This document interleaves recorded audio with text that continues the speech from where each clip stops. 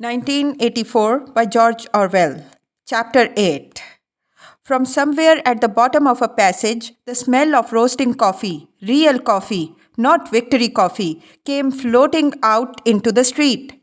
Winston paused involuntarily. For perhaps 2 seconds, he was back in the half forgotten world of his childhood. Then a door banged, seeming to cut off the smell as abruptly as though it had been a sound. He had walked several kilometers over pavements and his varicose ulcer was throbbing.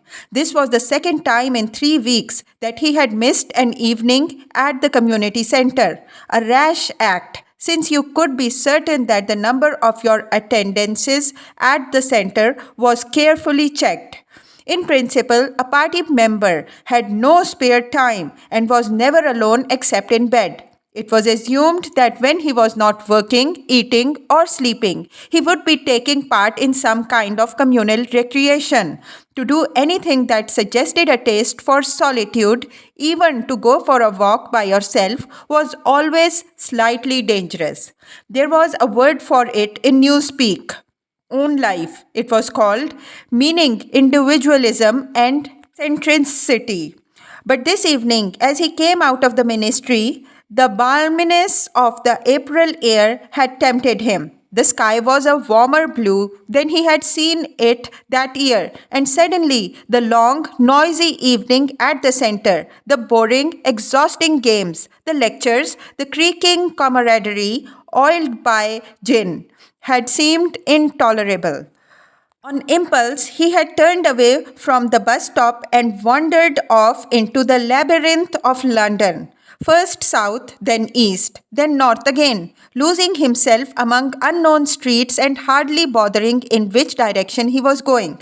If there is hope, he had written in the diary, it lies in the paroles. The words kept coming back to him. Statement of a mystical truth and a palpable absurdity. He was somewhere in the vague, brown-colored slums to the north and east of what had once been St. Pancras Station. He was walking up a cobbled street of little two-story houses with battered doorways which gave straight on the pavement and which were somehow curiously suggestive of rat holes.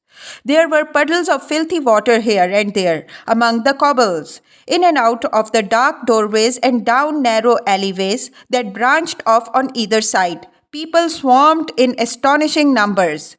Girls in full bloom with crudely lipsticked mouths, and youth who chased the girls, and swollen, waddling women who showed you what the girls would be like in 10 years' time, and old bent creatures fling along on splayed feet, and ragged barefooted children who played in the puddles and then scattered at angry yells from their mothers.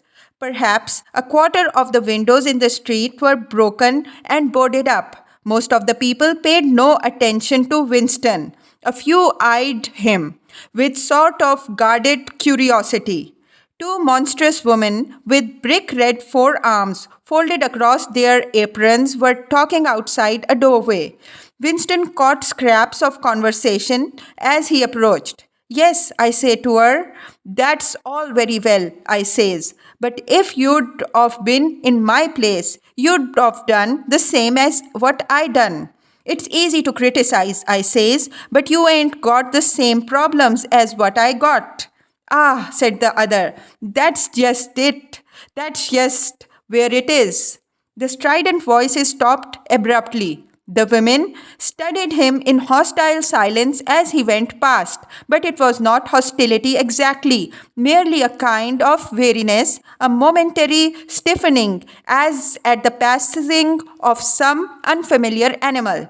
The blue overalls of the party could not be a common sight in a street like this. Indeed, it was unwise to be seen in such places, unless you had definite business there. The patrols might stop you if you happened to run into them. May I see your papers, comrade? What are you doing here? What time did you leave work? Is this your usual way home? And so on and so forth. Not that there was any rule against walking home by an unusual route, but it was enough to draw attention to you if the thought police heard about it. Suddenly, the whole street was in commotion. There were yells of warning from all sides. People were shooting into the doorways like rabbits. A young woman leapt out of a doorway a little ahead of Winston, grabbed up a tiny child playing in a puddle, whipped her apron round it, and leapt back again, all in one movement. At the same instant, a man in a concertina like black suit, who had emerged from a side alley, ran towards Winston, pointing excitedly to the sky. "Streamer," he yelled. "Look out, Governor." Bang! Overheard. "Lay down, quick." Streamer was a nickname which was, for some reason, the paroles applied to rocket bombs. Winston promptly flung himself on his face. The paroles were nearly always right when they gave you a warning of this kind. They seemed to possess some kind of instinct which told them several seconds in advance when a rocket was coming, although the rockets supposedly traveled faster than sound. Winston clasped his forearms above his head. There was a roar that seemed to make the pavement heave. A shower of light objects pattered onto his back. When he stood up, he found that he was covered with fragments of glass from the nearest window. He walked on. The bomb had demolished a group of houses 200 meters up the street. A black plume of smoke hung in the sky, and below it a cloud of plaster dust in which a crowd was already forming round the ruins. There was a little pile of plaster lying on the pavement ahead of him, and in the middle of it he could see a bright red streak. When he got up to it, he saw that it was a human hand severed at the wrist. Apart from the bloody stump, the hand was so completely whitened as to resemble a plaster cast. He kicked the thing into the gutter and then, to avoid the crowd, turned down a side street to the right.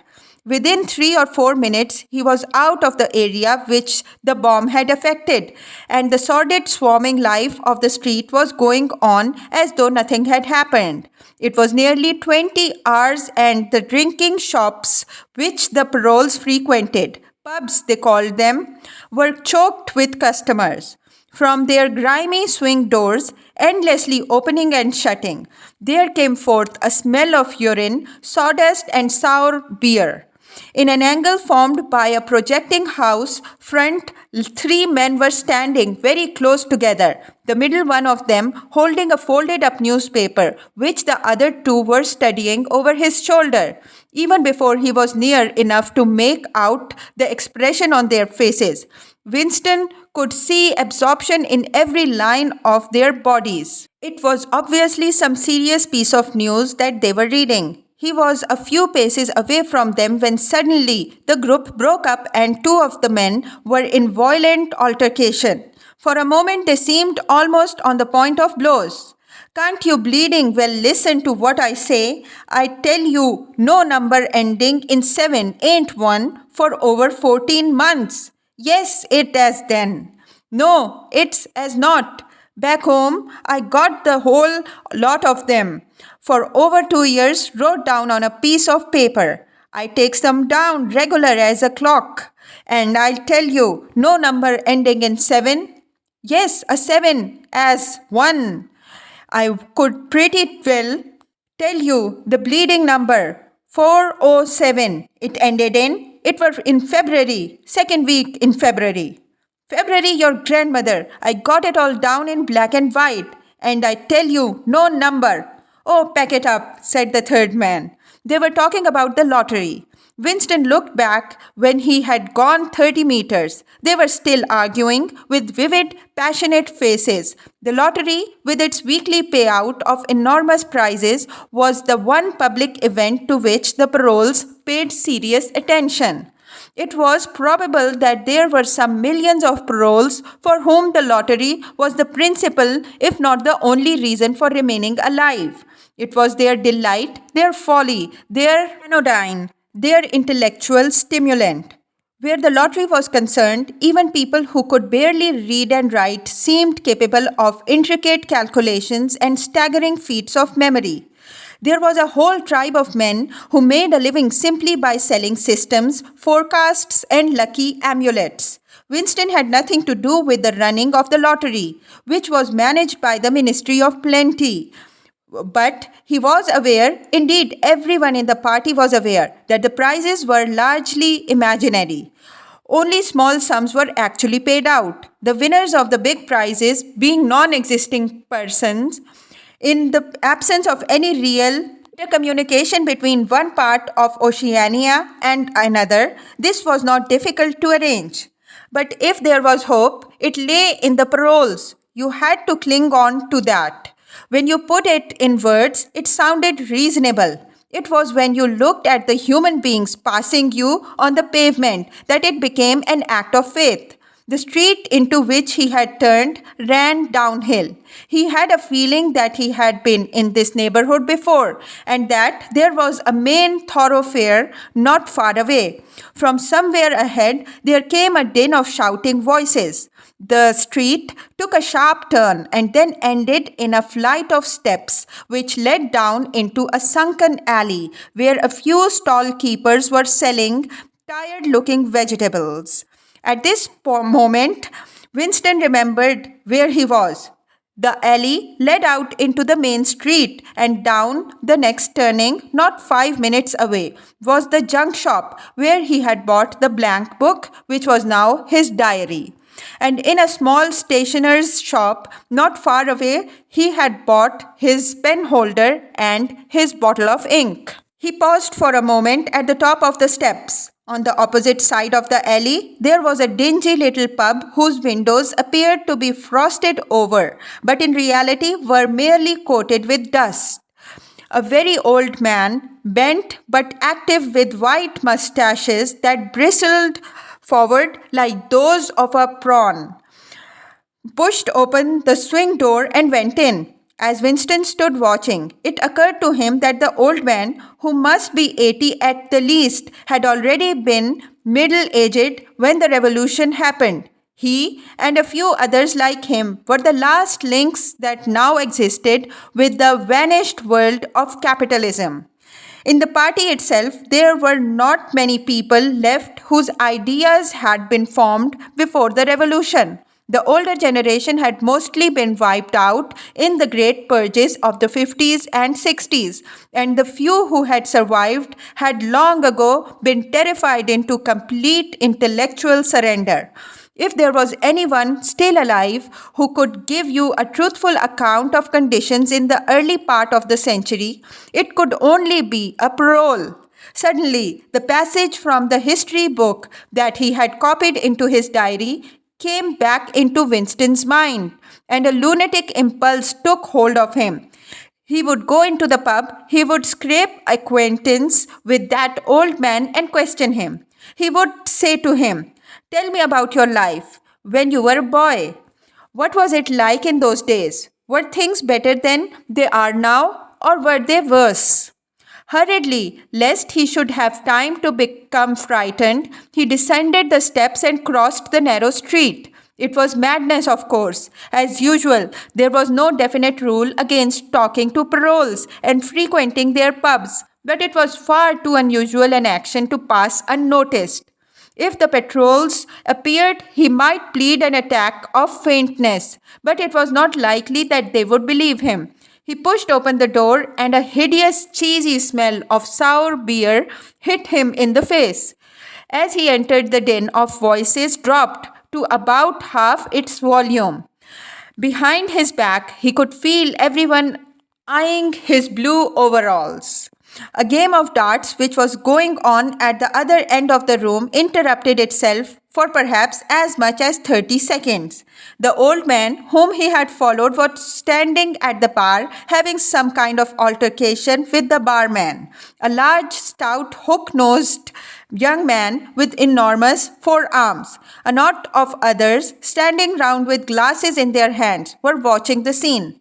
"I asked you civil enough, didn't I?" said the old man, straightening his shoulders pugnaciously. You telling me you ain't got a pint mug in the old bleeding boozer?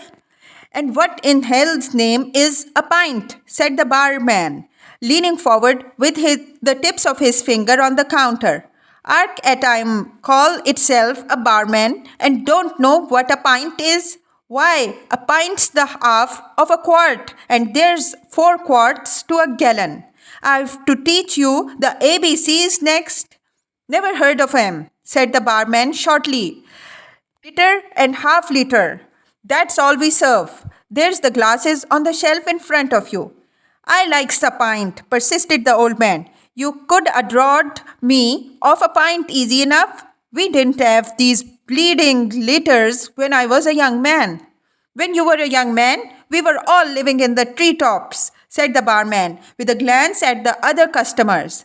There was a shout of laughter, and the uneasiness caused by Winston's entry seemed to disappear. The old man's white stubbed face had flushed pink. He turned away, muttering to himself, and bumped into Winston. Winston caught him gently by the arm. May I offer you a drink? He asked. You're a gent, said the other, straightening his shoulders again. He appeared not to have noticed Winston's blue overalls.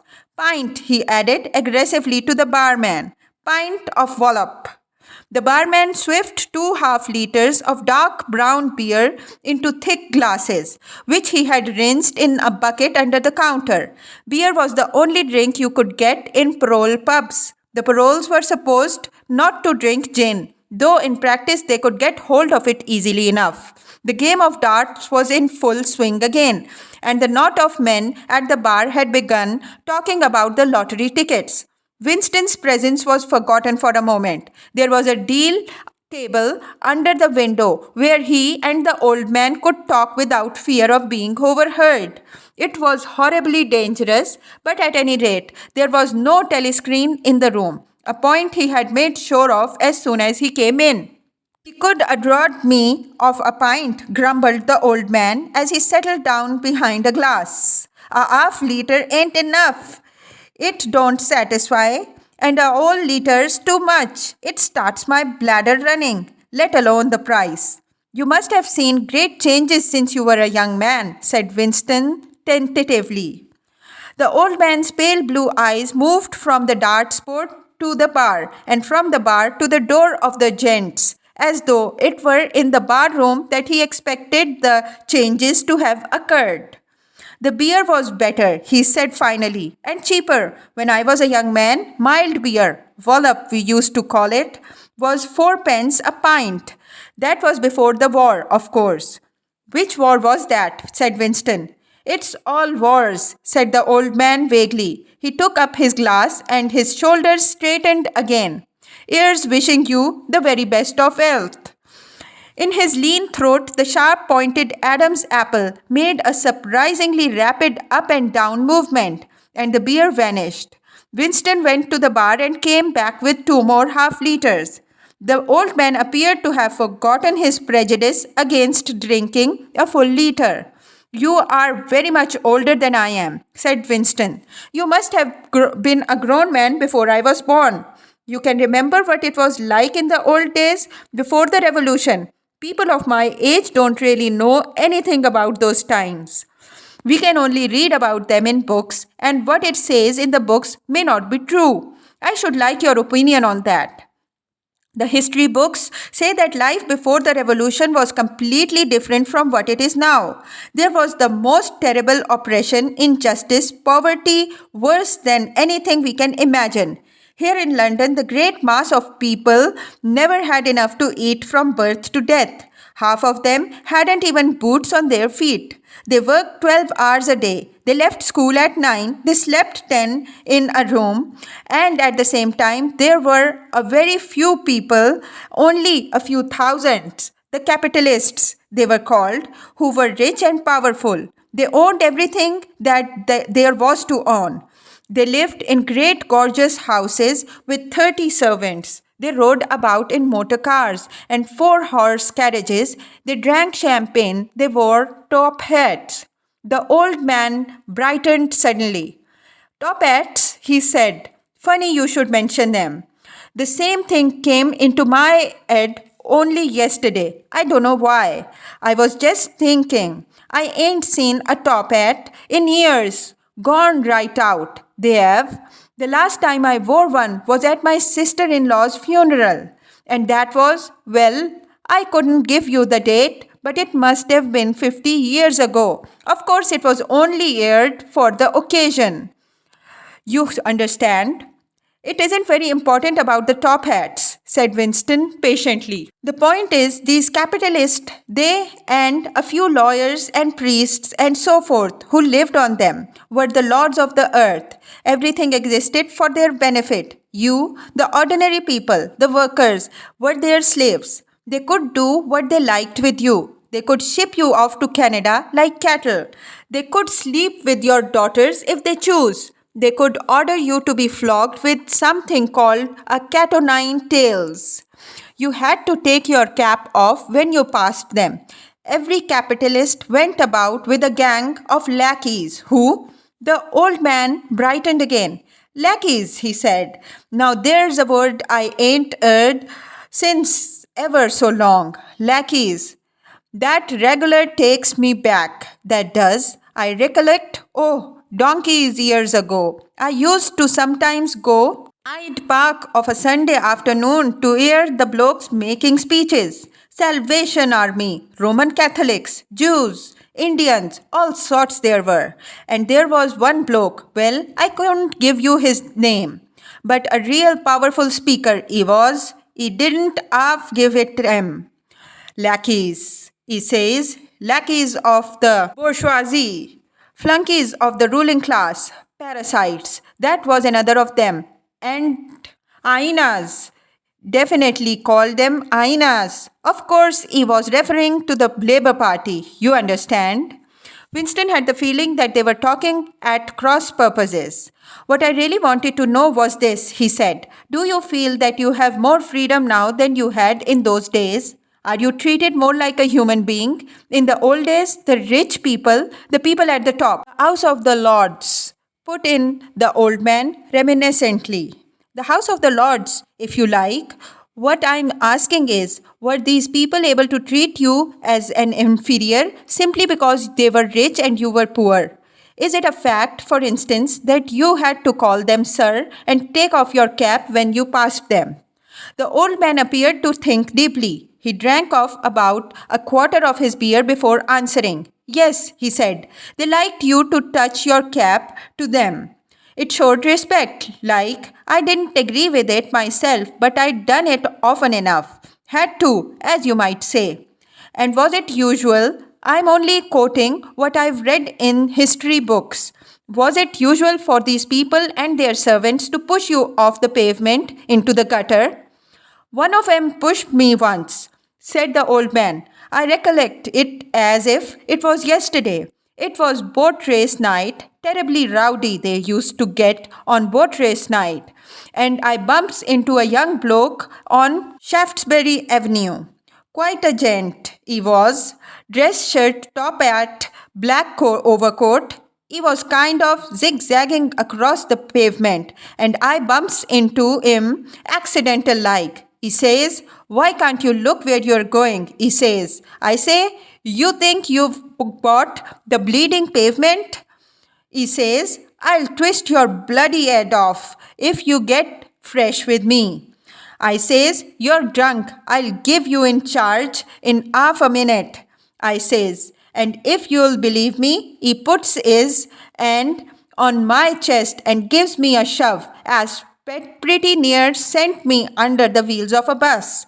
Well, I was young in them days and I was going to have fetched him one only.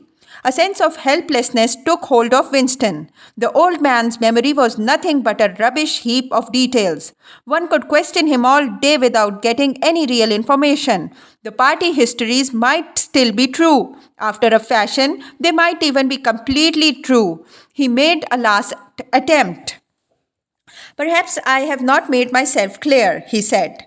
What I am trying to say is this. You have been alive a very long time. You lived half your life before the revolution. In 1925, for instance, you were already grown up. Would you say, from what you can remember, that life in 1925 was better than it is now, or worse? If you could choose, would you prefer to live then or now? The old man looked meditatively at the darts board. He finished up his beer more slowly than before. When he spoke, it was with a tolerant, philosophical air, as though the beer had mellowed him. I know what you expect me to say, he said. You expect me to say, as I'd sooner be young again. Most people would say they'd sooner be young, if you asked them. You got your health and strength when you're young. When you get to my time of life, you ain't never well. I suffer something wicked from my feet, and my bladder's just terrible. 6 and 7 times a night it has me out of the bed. On the other hand, and there's great advantages in being an old man. You ain't got the same worries. No truck with women, and that's a great thing. I ain't had a woman for near on 30 year, if you'd credit it, nor wanted to. What's more? Winston sat back against the windowsill. It was no use going on. He was about to buy some more beer when the old man suddenly got up and shuffled rapidly. The House of the Lords, put in the old man reminiscently. The House of the Lords, if you like. What I'm asking is, were these people able to treat you as an inferior simply because they were rich and you were poor? Is it a fact, for instance, that you had to call them sir and take off your cap when you passed them? The old man appeared to think deeply. He drank off about a quarter of his beer before answering. Yes, he said, they liked you to touch your cap to them. It showed respect, like I didn't agree with it myself, but I'd done it often enough. Had to, as you might say. And was it usual? I'm only quoting what I've read in history books. Was it usual for these people and their servants to push you off the pavement into the gutter? One of them pushed me once, said the old man. I recollect it as if it was yesterday. It was boat race night, terribly rowdy they used to get on boat race night, and I bumps into a young bloke on Shaftesbury Avenue. Quite a gent, he was. Dress shirt, top hat, black overcoat. He was kind of zigzagging across the pavement, and I bumps into him accidental like. He says, why can't you look where you're going? He says. I say, you think you've bought the bleeding pavement? He says, I'll twist your bloody head off if you get fresh with me. I says, you're drunk. I'll give you in charge in half a minute. I says, and if you'll believe me, he puts his hand on my chest and gives me a shove as pretty near sent me under the wheels of a bus. Well, I was young in them days, and I was going to have fetched him one only. A sense of helplessness took hold of Winston. The old man's memory was nothing but a rubbish heap of details. One could question him all day without getting any real information. The party histories might still be true. After a fashion, they might even be completely true. He made a last attempt. Perhaps I have not made myself clear, he said. What I am trying to say is this. You have been alive a very long time. You lived half your life before the revolution. In 1925, for instance, you were already grown up. Would you say, from what you can remember, that life in 1925 was better than it is now, or worse? If you could choose, would you prefer to live then or now? The old man looked meditatively at the darts board. He finished up his beer more slowly than before. When he spoke, it was with a tolerant, philosophical air, as though the beer had mellowed him. I know what you expect me to say, he said. You expect me to say, as I'd sooner be young again. Most people would say they'd sooner be young, if you asked them. You got your health and strength when you're young. When you get to my time of life, you ain't never well. I suffer something wicked from my feet, and my bladder's just terrible. 6 and 7 times a night it has me out of the bed. On the other hand, and there's great advantages in being an old man. You ain't got the same worries. No truck with women, and that's a great thing. I ain't had a woman for near on 30 year, if you'd credit it, nor wanted to. What's more? Winston sat back against the windowsill. It was no use going on. He was about to buy some more beer when the old man suddenly got up and shuffled rapidly